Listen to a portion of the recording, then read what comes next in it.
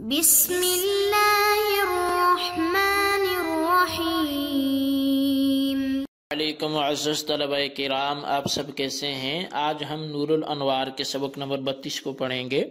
آج کے سبق کا عنوان ہے خاص کے حکم کا بیان۔ آج کے ہمارے سبق کی عبارت وَلَمَّا فَرَغَ الْمُصَنِّفُ عَنْ تَعْرِيفِ الْخَاصِ سے شروع ہوتی ہے۔ آئیے سب سے پہلے عبارت اور اس کا ترجمہ کرتے ہیں، اس کے بعد باقاعدہ سبق کی وضاحت کی طرف بڑھتے ہیں۔ مصنف علیہ رحمہ لکھتے ہیں وَلَمَّا فَرَغَ الْمُصَنِّفُ عَنْ تَعْرِيفِ الْخَاصِ وَتَقْسِيمِهِ شَرَعَ فِي بَيَانِ حُكْمِهِ۔ پس جب مصنف خاص کی تعریف اور اس کی تقسیم سے فارغ ہوئے تو خاص کے حکم کے بیان میں شروع ہو گئے۔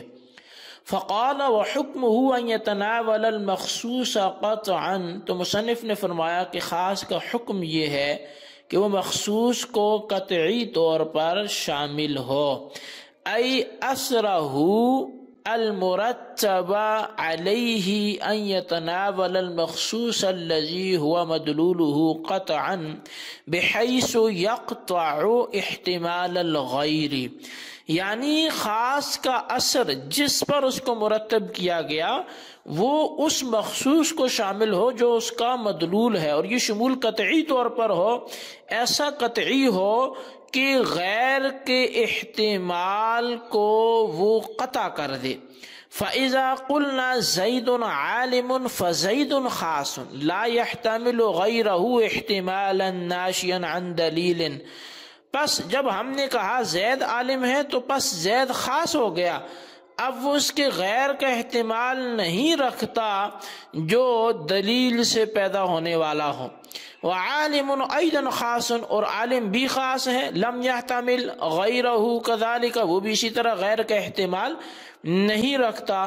فَكُلُّ وَاحِدٍ مِّنَ الْكَلِمَتَيْنِ يَتَنَاوَلُ مَدْلُولَهُ قَطْعًا، پس دونوں کلموں میں سے ہر ایک اپنے مدلول کو قطعی طور پر شامل ہے۔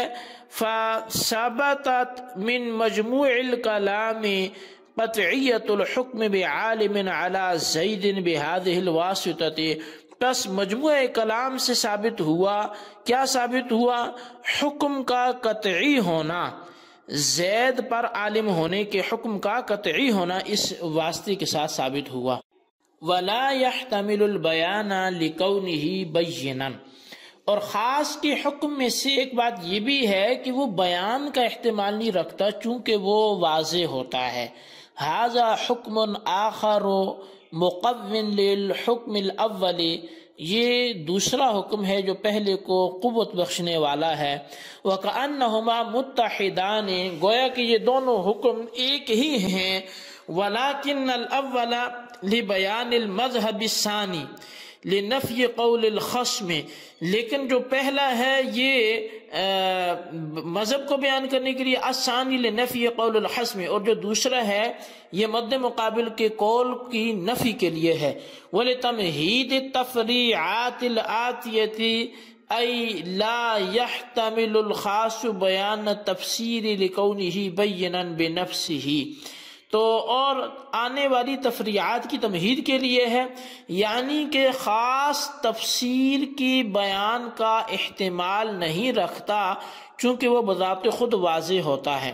فَهُوَ مُقَابِلٌ لِلْمُجْمَلِ حَيْثُ يَحْتَاجُ إِلَى بَيَانِ الْمُجْمَلِ وَتَفْسِيرِهِ، یہ مجمل کے مقابل ہے اس لیے کہ مجمل تفسیر کا محتاج ہوتا ہے اور بیان کا محتاج ہوتا ہے۔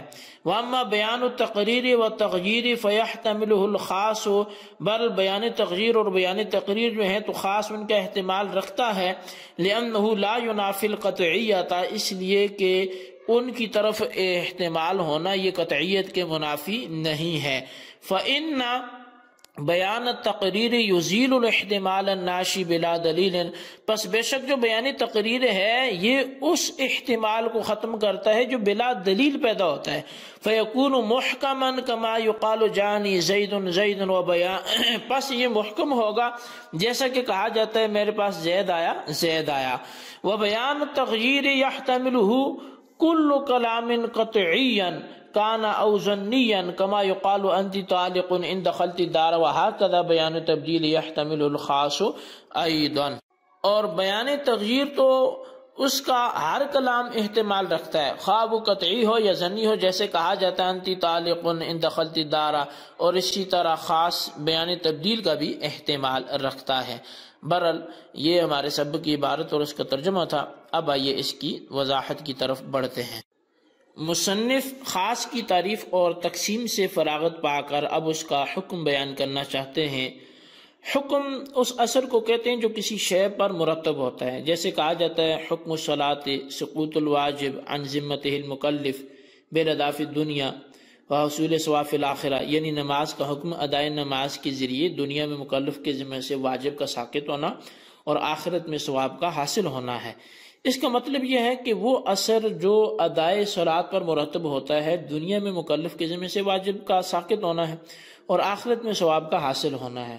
بہرحال خاص کا حکم یعنی خاص کا اثر یہ ہے کہ خاص اپنے مخصوص یعنی اپنے مدلول کو قطعی اور یقینی طور پر اس طرح شامل ہوتا ہے کہ اس میں غیر کا احتمال بالکل نہیں ہوتا۔ چنانچہ جب ہم زید عالم کہتے ہیں تو اس میں زید خاص ہے، غیر کا ایسا احتمال نہیں رکھتا جو کسی دلیل کی بنیاد پر ہو، اور عالم بھی خاص ہے جو بالکل اسی طرح غیر کا احتمال نہیں رکھتا۔ غرض ان دونوں کلموں یعنی زید اور عالم میں سے ہر ایک اپنے معنی اور مدلول کو قطعی طور پر شامل ہوتا ہے، اور جب ان میں سے ہر ایک اپنے مدلول کو قطعی طور پر شامل ہوتا ہے تو مجموعہ کلام سے بھی زید پر عالم ہونے کا حکم قطعی طور پر ثابت ہو جائے گا۔ اب مصنف مزید فرماتے ہیں کہ خاص کا دوسرا حکم یہ ہے کہ وہ بذات خود واضح ہونے کی وجہ سے کسی تفسیری اور توضیحی بیان کا احتمال نہیں رکھتا، یعنی اس کی وضاحت کی ضرورت نہیں پڑتی، اور یہ دوسرا حکم پہلے حکم کے لیے مقوی ہے، گویا دونوں حکم متحد اور آپس میں متلازم ہیں، کیونکہ خاص کا اپنے مخصوص یعنی مدلول کو قطعی طور پر شامل ہونا اس بات کو مستلزم ہے کہ وہ بیان تفسیر کا احتمال نہ رکھے۔ ہاں اتنا فرق ضرور ہے کہ حکم اول یعنی ان یتناول المخصوص قطعا مذہب حنفی کو بیان کرنے کے لیے ہے، کیونکہ علماء احناف کے نزدیک خاص کا حکم قطعی ہوتا ہے، اگرچہ امام شافعی اور شیخ ابو منصور ماتریدی کے نزدیک ظنی ہوتا ہے۔ اور دوسرا حکم یعنی لا يحتمل البیان خصما یعنی امام شافعی کے قول کی نفی کرنے کے لیے ہے، کیونکہ حضرت امام شافعی کے نزدیک خاص بیان تفسیر کا احتمال رکھتا ہے، اور یہ دوسرا حکم آنے والے 7 تفریعی مسائل میں سے اول کے 3 تفریعی مسائل کی تمہید کے لیے ہے، اور باقی 4 تفریعات حکم اول یعنی ان یتناول المخصوص پر متفرع ہوں گے۔ بہرحال خاص چونکہ تفسیری اور توضیحی بیان کا احتمال نہیں رکھتا، اس لیے خاص مجمل کا مقابل ہوگا، کیونکہ مجمل جو ہے وہ اجمال رکھنے والے کے تفسیری اور توضیحی بیان کا محتاج ہوتا ہے۔ بیان تفسیر کے علاوہ 3 طرح کے بیان اور ہیں، جیسے بیان تقریر ہے، بیان تغییر ہے، بیان تبدیل ہے۔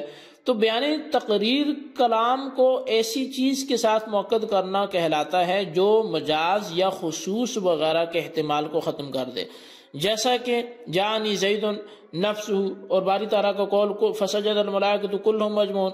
بیان تغییر اس چیز کا ذکر کرنا جو حکم سابق کو متغیر کر دے، جیسے شرط اور استثناء، اور بیان تبدیل سے مراد نسخ ہے، کیونکہ نسخ بندوں کے حق میں تبدیلی ہوتی ہے، ورنہ صاحب شریر کے حق میں حکم مطلق کی مدت کا بیان ہوتا ہے۔ بہرحال خاص اگرچہ بیان تفسیر کا احتمال نہیں رکھتا، لیکن بیان تقریر، بیان تغییر اور بیان تبدیل کا احتمال رکھتا ہے، کیونکہ یہ تینوں بیان یعنی بیان تقریر، بیان تغییر اور بیان تبدیل، یہ تینوں بیان قطعی اور یقینی ہونے کے منافی نہیں ہیں، اس لیے کہ بیان تقریر بغیر دلیل کے پیدا ہونے والے احتمال کو دور کرتا ہے۔ پس وہ خاص جس کو بیان تقریر لاحق ہوگا بیان تقریر کے بعد محکم ہو جائے گا، جیسے کہ جانی زید زیدن میں کہ زید ثانی جو ہے وہ ثانی کے ذکر سے پہلے بھی یہ احتمال تھا کہ زید نہ آیا ہو بلکہ زید کا دوست آیا ہو، اور زید کے دوست کو مجازن زید کے ساتھ تعبیر کیا گیا ہو، مگر زید ثانی کے ذکر کے بعد یہ احتمال ختم ہو جاتا ہے اور زید کی آمد محکم اور پختہ ہو جاتی ہے۔ اور رہا بیان تغییر تو اس کا احتمال ہر کلام رکھتا ہے، خواہ وہ کلام قطعی ہو خواہ ظنی ہو، جیسے انتی طالق ان دخلت دارہ پہ ان دخلت دارہ کے بغیر انتی طالق سے فوری طلاق واقع ہو جاتی، مگر ان دخلت دارہ نے اس کے حکم کو متغیر کر دیا اور فوری طلاق واقع ہونے کو روک دیا۔ اسی طرح بیان تبدیل یعنی نسخ کا احتمال بھی ہر کلام رکھتا ہے، لیکن رسول اکرم صلی اللہ علیہ وسلم کی وفات سے نسخ کا دروازہ بند ہو گیا ہے۔ تو بہرحال یہ ہمارا آج کا سبق تھا۔ آج کے سبق میں ہم نے خاص کا حکم پڑھا اور حکم میں پھر دوسرے طرح کا حکم بھی پڑھا، پھر بیان کی اقسام کچھ ان کی تعریفات بھی پڑھی۔ خلاصتاً اپنے رجسٹر پہ ضرور نوٹ کریں، بالخصوص ان سوالات کے جوابات ہیں۔